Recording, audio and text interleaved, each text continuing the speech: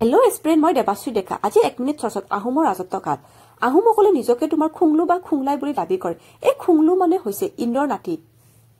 আহোম ৰাজ্যৰ প্ৰতিষ্ঠাপক হৈছে তোমাৰ চাওলুং চুকাফা আহোমসকলে প্ৰায় অসমত 13th চেঞ্চুৰীৰ পৰা 19th চেঞ্চুৰীলৈকে অৰ্থাৎ তোমাৰ 600 বছৰ অসমত ৰাজত্ব কৰে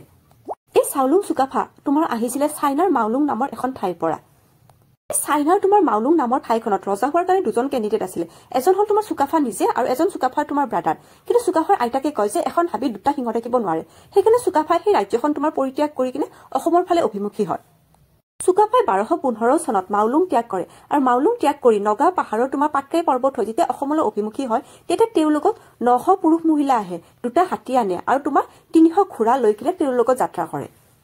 আৰু চুকাফাই হাতত এখন হেংদাং লৈ আহে আৰু এই হেংদাং মানে হল তৰুৱাল এই তৰুৱালখন তাৰ আইতাকে গিফ্ট দিছিলে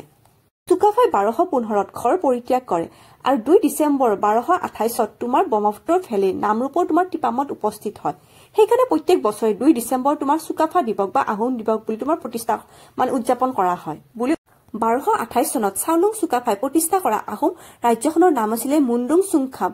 পিছলত আহোমসকলে এই ৰাজ্যখনৰ নাম অসম কৰি লয় এই মুণ্ডুং চুংখাম মানে হৈছে the country full of golden garden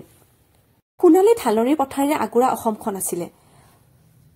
1253ত আহোমসকলে প্ৰথমতে চৰাইদেউত নিজৰ কেপিটেল প্ৰতিষ্ঠা কৰে আহোমসকলৰ তোমাৰ প্ৰথম তোমাৰ কেপিটেল আছিল চৰাইদেউ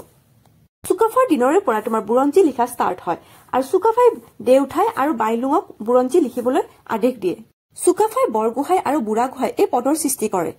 আৰু 1268ত চুকাফাৰ মৃত্যু হয় 1 মিনিট চৰ্চত মই যিমান পাৰো সিমান স্পীডত ক'বলৈ চেষ্টা কৰো যাতে 1 মিনিটত গোটেইখিনি পইণ্ট তোমাৰ কভাৰ হয়